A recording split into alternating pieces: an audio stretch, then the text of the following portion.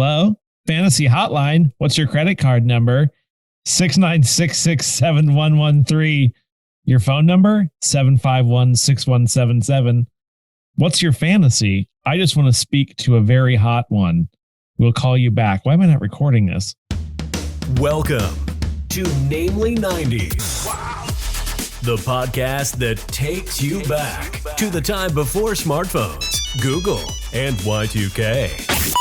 Join your hosts as they relive the pop culture that shaped a generation and the parts that many people wish they could forget. Listen in to the conversation about how the decade defined those who spent their childhood there and how it shaped them as adults. So, turn down the grunge and dial up the internet. Let's get started. It's time for Namely 90s. That's right. You're listening to Namely 90s. My name's Andrew, and over there's Brandon. That's me. You can find us online at namely90s.com or on Twitter and Instagram at namely90s with a 90s.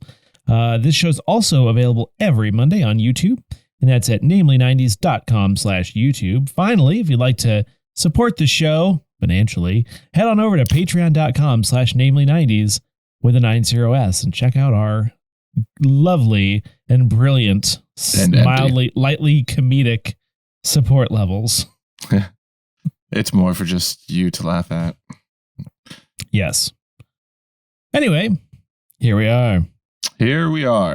I had something else planned for today, but on the day that we're recording, something special came out. Without my knowledge, I was scrolling through Instagram and I saw a poster for this movie, and I thought, I immediately need to send this to Andrew, I will wait until the moment before we start recording to send it to him. So, right. What did we just watch? We just watched the trailer for Sweet Home Alone. Yes, Home Sweet Home Alone, coming to Disney Plus November 12th. Not a sponsor. Mm-mm. You have reboots do things to you. I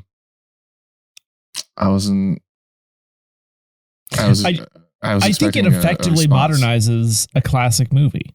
Just gonna say that. Wow, really? Like, I'm gonna be you this time? Is that, or are you just playing that off for laughs? No, I don't know. I mean, it seemed pretty good. They, like, every single word that kid said in that trailer was taken from the original Home Alone. I find old movies painful to watch. I'm like, oh, look, a 4:3 aspect ratio. Oh, look, Donald Trump doing a cameo. He's not relevant. Oh, wait. One. Yeah. Damn it. Oh, look, Tim Curry doing things. Also in the second one. Oh, look, a child befriending a homeless person who can control birds. Who's the guy from, oh gosh, I can't remember his name all of a sudden. Was that thing that people really like right now? Was it Ted Lasso?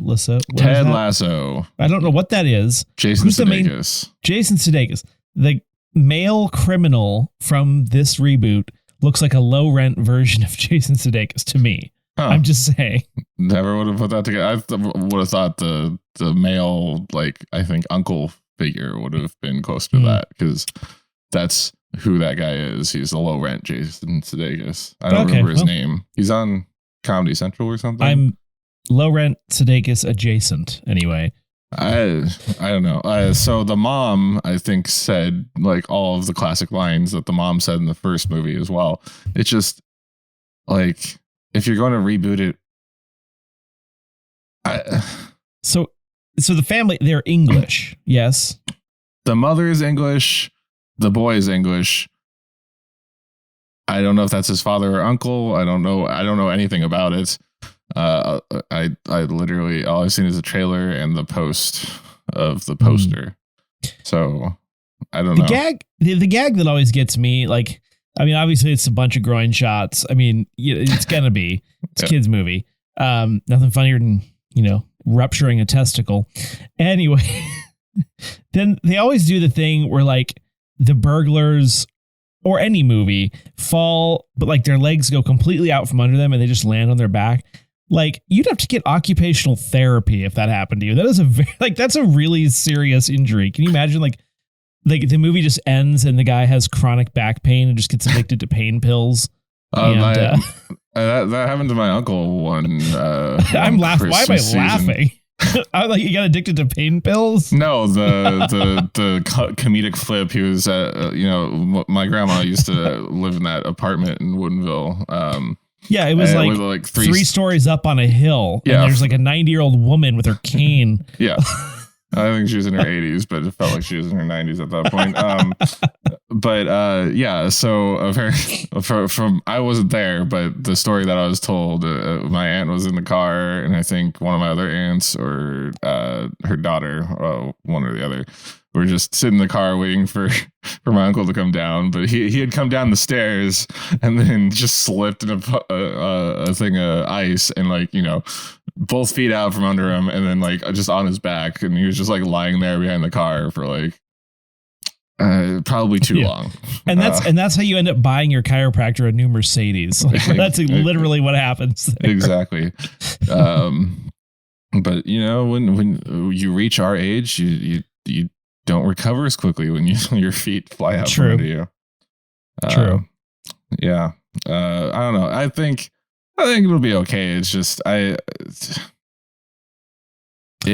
hitting too many of the original beats to make it interesting. At least Home Alone 3, they tried something with the car and the new kid and it's the first time I've ever seen the 20th Century Studios logo instead of the 20th Century Fox logo. Right. It was weird that because I Googled I went to the Disney Plus YouTube page and it's not on there, even though it's premiering on Disney Plus. And I was just then I typed it in Home Alone trailer and just 20th Century Fox. And I was like, you're Disney now. 20th Century Disney Studios. Yeah. What? There was something else I wanted to say. Oh, yes. I've lost it. About shooting the orange striped pool billiards ball, and it was actually the red one that hit him. Yeah, I didn't catch how that was or why that was funny. It wasn't. Okay. He was shooting pool balls at a burglar, and it probably should have killed him or caused some sort of brain damage. Yeah. Wow. I don't know. That kid looks like a psychopath. He was in something though, wasn't he? Yes, the kid he must have been. Yeah, he looks familiar. Anyway, coming soon to a Disney Plus near you. Oh, yes. I'll be honest. I also wanted to...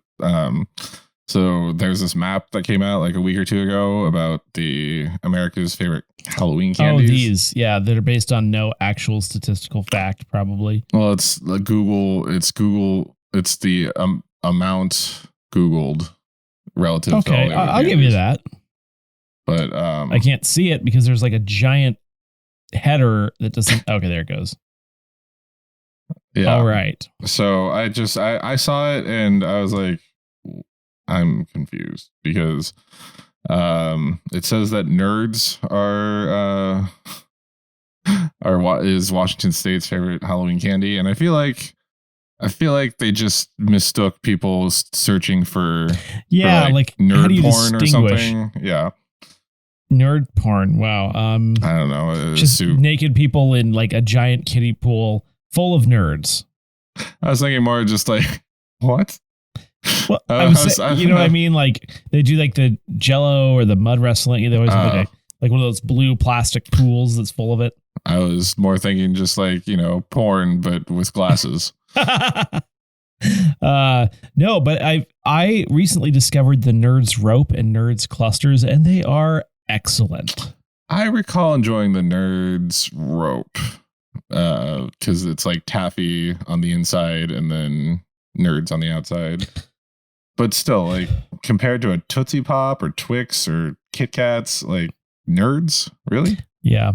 There are some indistinguishable northern Great Lakes states They both list Twix. And the thing about Twix is That's like Minnesota and Wisconsin, I believe. like I said, indiscernible. I'm a fan of Twix. The left Twix, right Twix thing is the stupidest marketing campaign in the history of the world. Yep. And the fact that they keep going with it, like even on the mini single Twix, it says left or right on it, and it's just like, no. Okay, so there's a few comments I need to make. Idaho, dum-dums. I'm worried about Wyoming. I think someone should check on them. Swedish fish. There might be a lot of Nordic people there. And then, oh boy. God, I really need to review my... Illinois. I almost just said my geometry. We do not study geodes here, sir. What's next to Nevada? Oh my gosh. Which one's the black licorice state? That is the one Utah. No, Utah's the one. Oh, no, that's Twix. Utah's Twix. Utah's Twix, right? Colorado. Colorado's Swedish. Wait. Oh my gosh, I don't know the states. This is really embarrassing. I'm pretty sure Colorado is the Swedish fish and Wyoming is black licorice. No, Wyoming's not. It's adjacent to... Oh my God, how do I zoom out on Google Maps? This is ridiculous. They're both square and in the middle of the country. Why is it not loading anything? Because you're streaming. I was right. It's Colorado. Okay. So, black licorice? Really? No. Yuck. Well, I mean, they're so high, both in altitude and with the legal marijuana. Yes, indeed. Also, is that Oklahoma with circus peanuts? Yes. And then Jolly Rancher hard candy, specifically in Texas. And same with California. Something that Texas and California Florida have in common. And Florida. Wow. That's strange.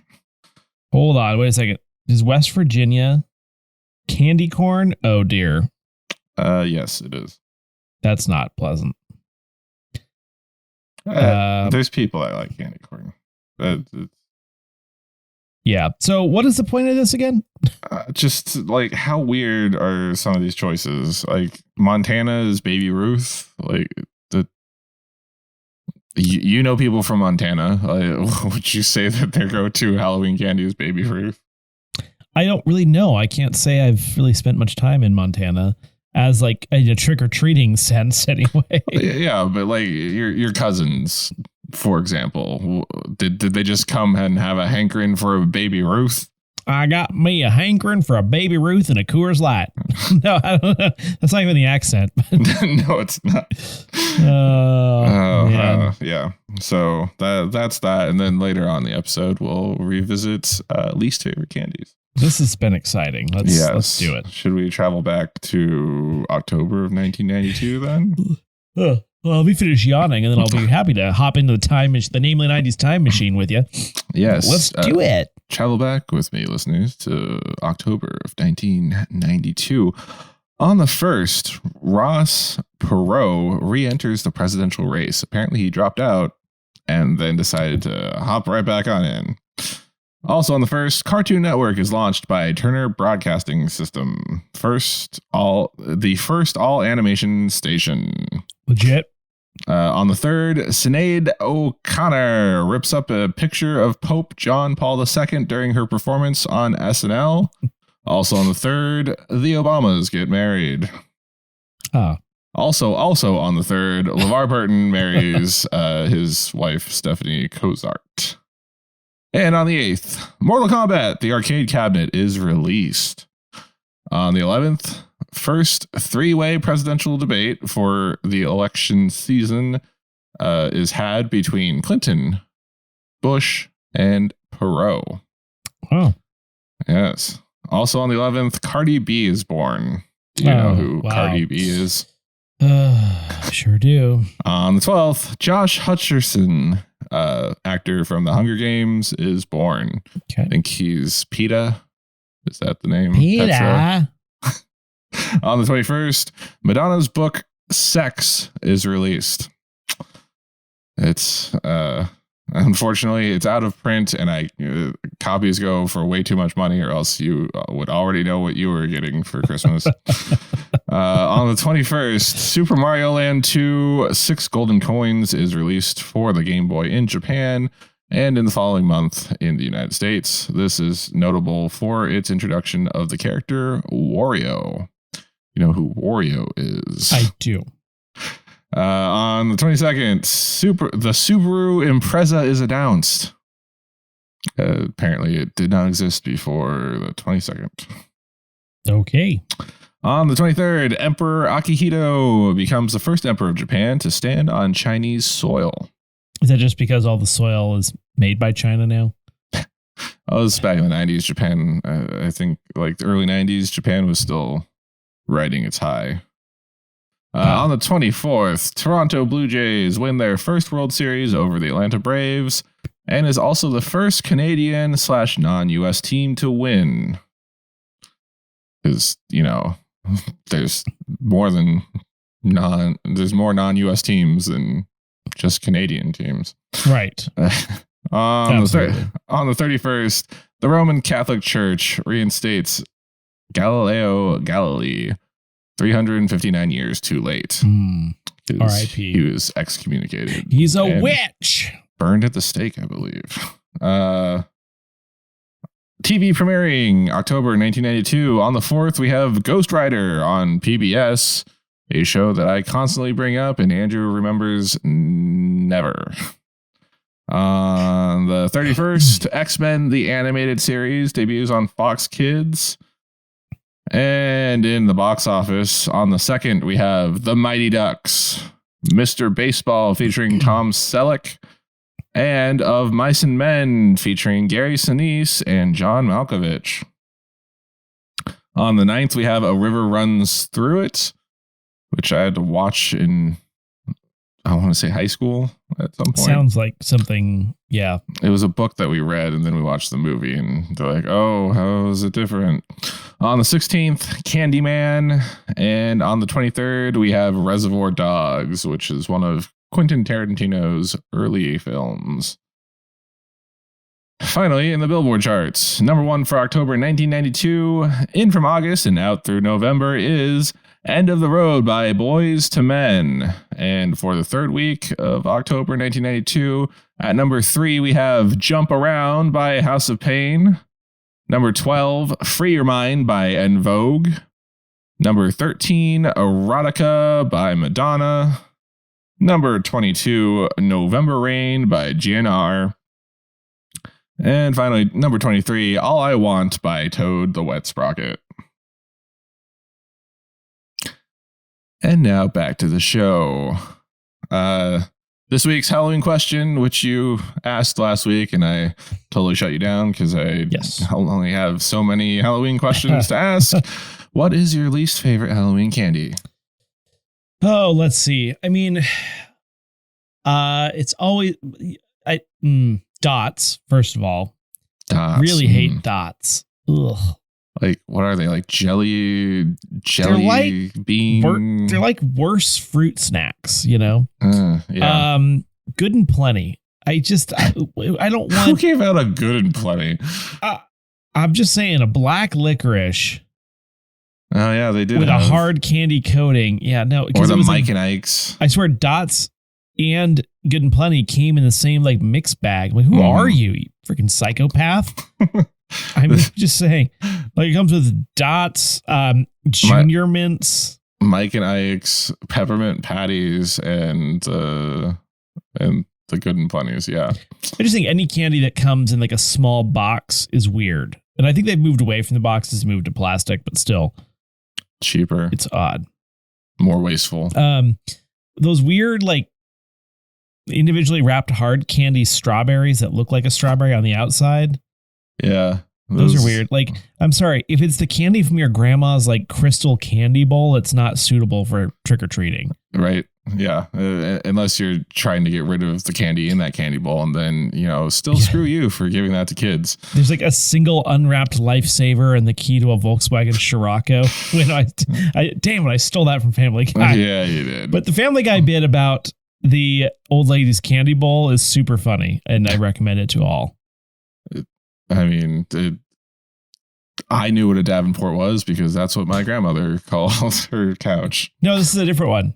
I thought that was related to the. Oh, you're right. No, it's just when Stewie he goes off about how he found the key to a Volkswagen Scirocco in the candy bowl. That was his Volkswagen Scirocco. Yeah. They haven't made it in years. Put it on the Chesterfield. I think mine. I got the circus peanuts. I don't like those. They're weird. They're fluffy. They don't taste like peanuts. They don't taste like orange, which is the color they are. What are they? Why do they exist? I think you could actually pack a package with circus peanuts. Yeah, as packing peanuts. And no one would know the difference. They would just assume they were regular packing peanuts. Yeah. In fact, they are packing peanuts. When they ask you, is there anything perishable in this box as you're trying to send it, you just say no. Yeah, they can't perish. They're like Twinkies. Ugh. I'd rather have a Twinkie. Yeah, that and anything black with licorice. I don't like anise. Star anise. I have some star anise in my cupboard. I don't know what that voice was. My cupboard. Where were we? Yeah. Any other thoughts on your least favorite Halloween candy? Trying to think if there's a late entry I want to put in here. Shoot, I always think it's weird when people give out like apples, like dental floss, or annoying things. Yeah. But I did discover, like, now that I'm an adult, like one guy, he wasn't even handing them out to like everybody. We were just like standing in the driveway waiting for the kids to come down, and some dude just like, hey, you want a tall boy of Coors? And he just gave me a tall boy, and we were just walking around. And then another place had mini bottles for the parents. I'm like, now this is what I'm talking about. At Halloween or at Halloween. Just like, okay, I thought this was like a random encounter. I'm like, no. Yeah, welcome to Spokane.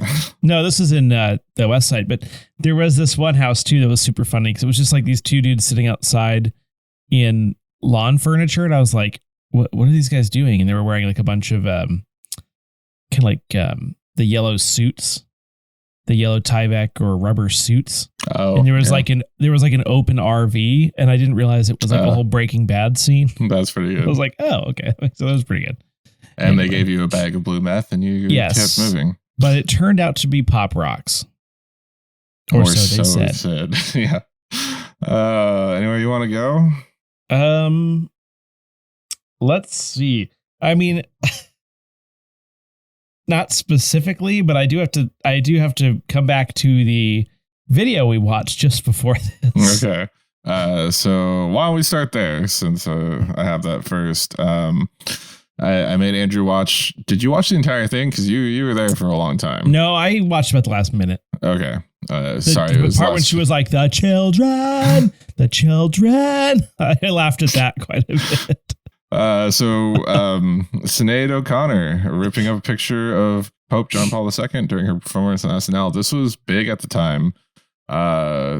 She had recently shaved her head, I believe. Yes.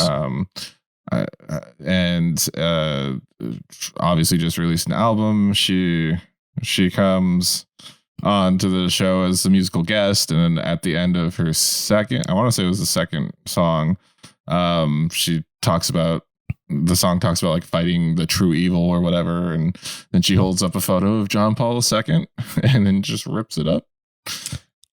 I feel like if you're gonna try to have like a big statement like that, maybe don't shave your head right before.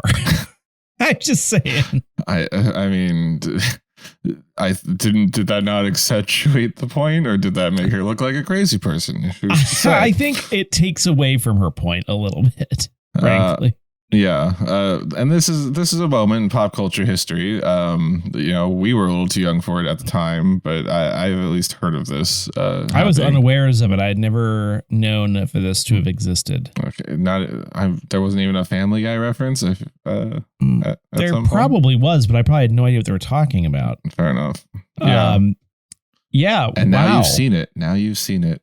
There are some follow-ups the next week. Joe Pesci hosted. Joe Pesci, Italian. I believe he's a Catholic. I don't know if he's practicing, but he pieced back together the photo of John Paul, or at least a ripped up version of it, and jokes about grabbing her by the eyebrows and giving her a smack.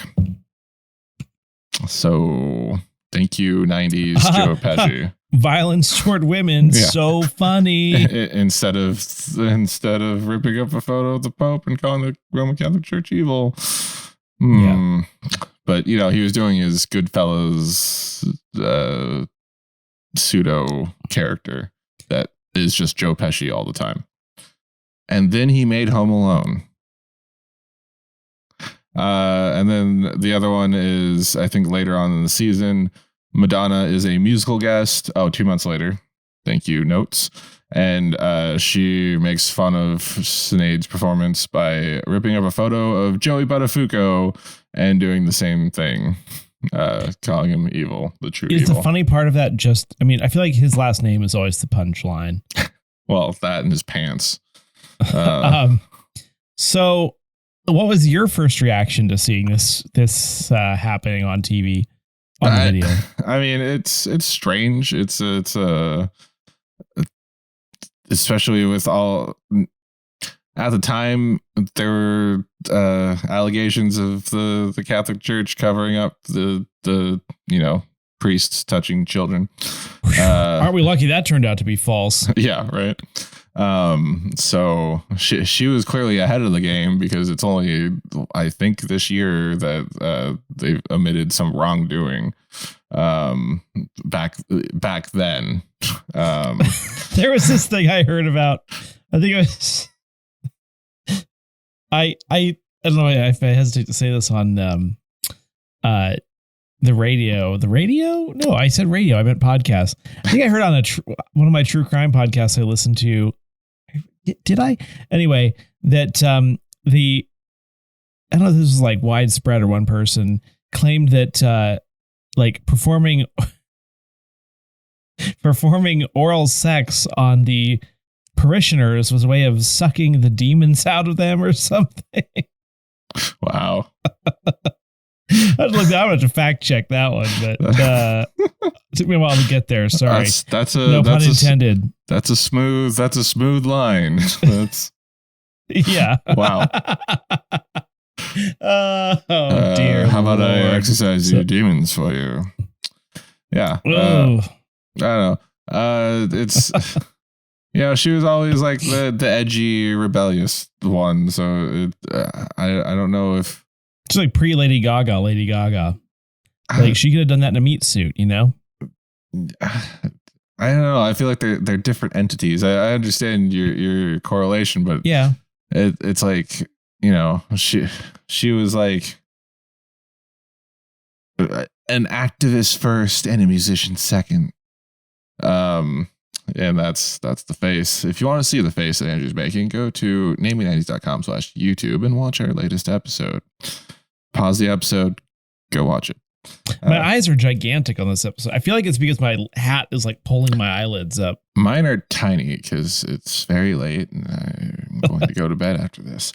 I like how you took the high road there. You mean the can't see road? Yeah. Let's see. I don't know. I feel like, is SNL the platform? That's the thing. Because it was the 90s. It was edgier back then. I will say SNL is home to some of the worst musical performances in the history of musical performances. And there's some good ones. But usually it's like someone playing some like deep track that no one wants to hear. And it's just, they never play the good ones. The second one's usually the deep track. The first one's like the new single off the album these days. I just got to say, like, Miley Cyrus, her performance, like the last time she was the guest artist, her performance made me actually stop and be like, wow, Miley Cyrus can actually sing. I now appreciate her as a singer. Yeah, she's not bad. A crazy person. Yeah, like Lady Gaga. She's kind of weird, but she's a good singer. Real good. Although this last weekend, I guess it's 2 weekends for our listeners, but Kim Kardashian hosted. And it wasn't. Musical guest Kim Kardashian. The musical guest was Halsey, and I think she's a robot based off of her suit. It's like she's off the cocaine now. I saw a meme going around today that was like the new look, because Kim Kardashian came out in like a pink bodysuit and Halsey was in like a black bodysuit for her first performance, and they're like the new look, Power Rangers without the helmet on. Because I feel like Halsey is one of those really like affected. She seems to like that affected voice, like those female artists do. Mm-hmm. Where it sounds like she's trying to swallow like a bite of oatmeal while singing. I believe the go-to word for that is the Ariana school of diction, where they're not like they kind of just mumble through the entire song. It's just every chick. I'm gonna get myself in trouble. Every chick who auditions for American Idol who's like wearing a hat and has to say they're into busking, you know. And they do that whole like really, they like swallow their A's when they sing. It's just like, it's bad. Speaking of, I'm having a transition.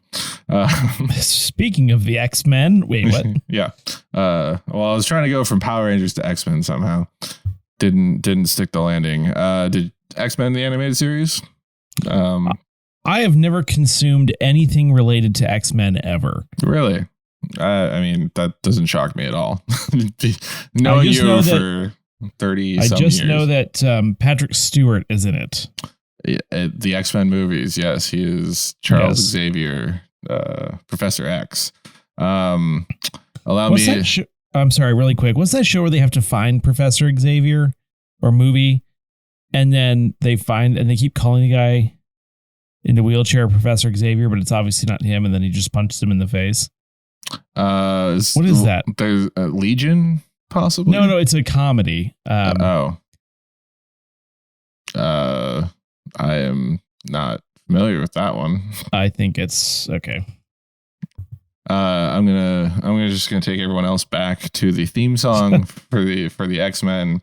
I've oh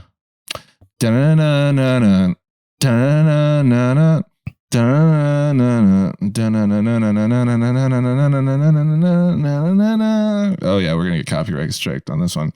Yeah, absolutely. So X-Men the animated series is a Canadian American superhero animated television series which was on Fox Kids. It was the second attempt at an X-Men TV series, and it was set during the 90s. It was kind of like the Spider-Man in the animated series, X-Men. Like they crossed over at one point. Those were the Marvel cartoons at the time. It held a team of Cyclops, Wolverine, Rogue, Storm, Beast, Gambit, Jubilee, Jean Grey, Professor X, and an original character named Morph that I do not remember. And it dealt with some serious social issues, including divorce, Christianity, the Holocaust, AIDS, AIDS hysteria, and the feelings of loneliness, according to Wikipedia. But yeah, it felt a little adult. The whole premise, do you know what the premise of X-Men is? Mutant superheroes. Essentially. So in the comics, they're basically like the outsiders. They're humans that have superpowers that are mutants, that somehow that makes them different from being regular superheroes with powers. They have a mutant gene, whatever. But in the comics, they'd always been used as like an allegory for the minority class of either, anyone that ever felt like they were outside of the norm.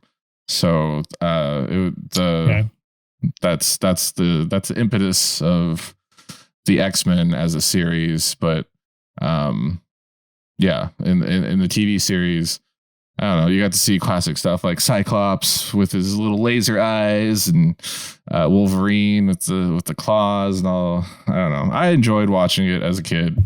And like, so there's a reason why Spider-Man and the X-Men are like the two Marvel properties that I actually knew before the whole MCU happened. Like, those are the only ones that I was really into. And probably it was the two cartoons are probably what led to the two movies franchises, Spider-Man and X-Men franchises, coming out later in the late 90s, early 2000s. I figured out what I was referencing. Yes.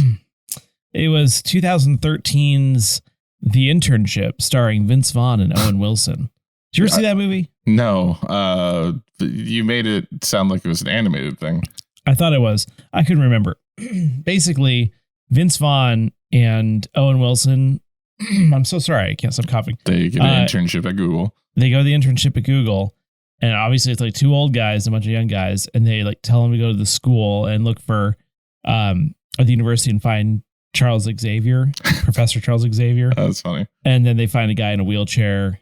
And then the guy like punches him in the crotch because they keep calling him Professor Xavier, and he just doesn't think it's very funny. It's actually a good movie. I would actually recommend it.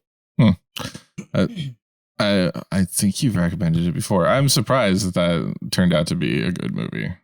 Let's not. Okay, good. Okay. Watch movie. Funny. Okay. At times, yeah, I'd watch it. Would you rather watch that or Wedding Crashers? Never seen Wedding Crashers. Whoa. If you like the chemistry between Owen Wilson and Vince Vaughn in that movie. Yeah, I never thought of that way. I never thought of it that way. It's, yeah. Plus it has the girl that looks like Amy Adams in it. But not Amy Adams? No, it's the other one. The other redhead that's not Jenna Fisher. Anyway. Gosh, who knows? Yeah. Isla Fisher. Spelled differently. Right.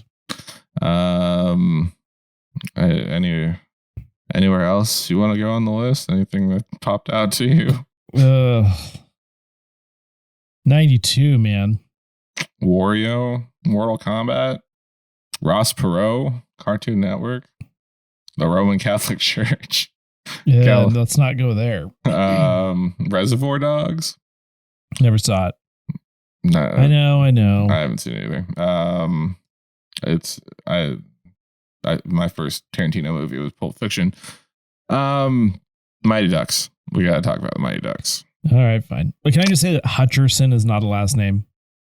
I've decided because you just want to say Hutchinson. Yes, that's fair. And then you say Hutcherson, and I disagree with it entirely. You can take that up with PETA spelled wrong. PETA. So the Mighty Ducks. We talked about the Mighty Ducks 2 and possibly the Mighty Ducks 3, but this was the OG. We also talked about Mighty Ducks Game Changers when that came out. And I also watched it over the summer with my niece and nephew. The Mighty Ducks is a 1992 American sports comedy drama film about a youth hockey team. And I just pasted the same thing twice. Yes, you did. For those of you that don't remember, starred Emilio Estevez as Coach Gordon Bombay, who was a lawyer at a law office, and I think he gets a DUI or something and is forced to do community service in lieu of jail time because that's how they punished DUIs back then or something. And that's they definitely use criminals to coach children's sports. Exactly. Or someone that's had a DUI is definitely the one you want teaching your kids. This is hockey. like some guy's dad, usually. To be fair, he in the universe, he was originally a college hockey star, I believe, and he injured himself before being able to get to the major leagues. But he was on track. Until that ruined his life. And then through a lovable team of misfits, he learns to become a coach, and the team learns to fly together as ducks. And eventually it inspired it was so popular that it inspired the Walt Disney Corporation to purchase a NHL expansion team. And that team, Andrew, do you know who they are? Yes, the Anaheim Ducks. No, it's the San Jose Sharks, actually. Yes. Kidding. Yes, the Mighty Ducks of Anaheim at the time. Yes. So we quacked a lot. The chant was quack, quack, quack, quack, quack, quack, quack, quack, quack. I don't know. I love this. I loved this as a kid. This is why I played hockey and why I liked hockey when we were younger. This was pre-Gretzky, pre me owning a hockey stick. This is what made me want to A, rollerblade, and B, play street hockey.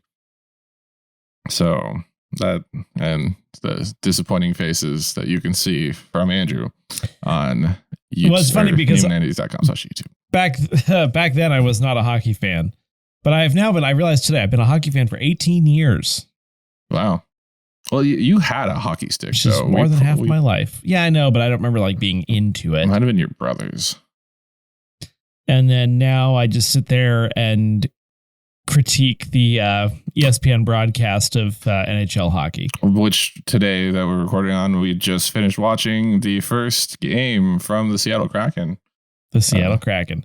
And I just have to say, like again, like I said, there's a lot of hate toward this Kraken name. Again, and I want to say that's probably just Seattle people being. Yeah, I'm going to be honest. At first I was like, but it's working. Like it is working.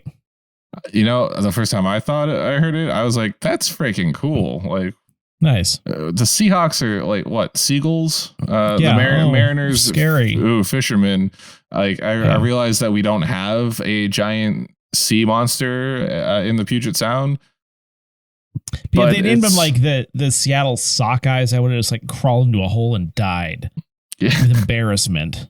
Or, but can I just say they played the Las Vegas Golden Knights, and again, can I just come out and say Golden Knights? That's a horrible name. It sounds like a minor league. It sounds like a little league baseball team. Las Vegas like, Golden let's call Knights ourselves the Golden Knights. Golden Nugget Casino and Resort. Ugh, so bad. Yeah, and I mean that sounds worse than the Kraken. And I always think it's funny when they name themselves like. No, it's not after an object like the Minnesota Wild. Mm. You know, it's like we're the Indianapolis Inconvenience. What? The alliteration's there. I would buy a jersey. Yeah. The other thing is it just the Vegas Golden Knights or is it Las Vegas? The Vegas Golden Knights. Because I noticed it was just VGS was the abbreviation. I'm like, usually it's VGK. Weird. VGK? Golden Knights? Oh. No, VGS for Vegas. And I know, but like for some play like NBC Sports used to do VGK, I feel like. That would make more sense. Yeah, because I've never seen Las Vegas abbreviated as VGS. Or just VEG. Vague. I was hoping it would just be vague. That would make more sense. Veg would make more sense. Yeah. Anything else for October 1992? My 4th birthday. You remembered that? Well, I'm just saying it would be that month.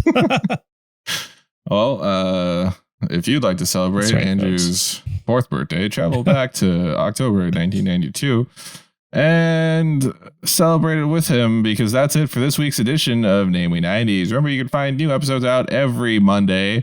Check the episode description for this week's supplemental Spotify playlist curated by yours truly. Find us on Twitter and Instagram at Namely90s with a 90s, or find our personal accounts at bschwitty and at NamelyAndrew, and tell us what you want us to talk about on future episodes. If you'd like to support the show, please check out our Patreon at patreon.com/Namely90s, also with a 90s.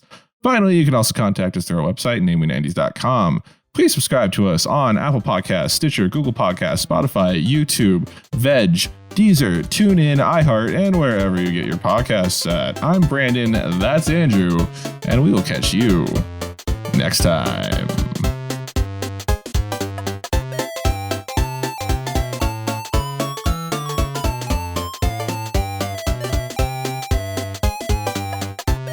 Quack. Quack. Quack. Quack. Quack. Quack. Quack. Quack. Quack. Quack. Quack. Quack. Quack. Quack. Quack. Quack. Quack. Quack. Quack.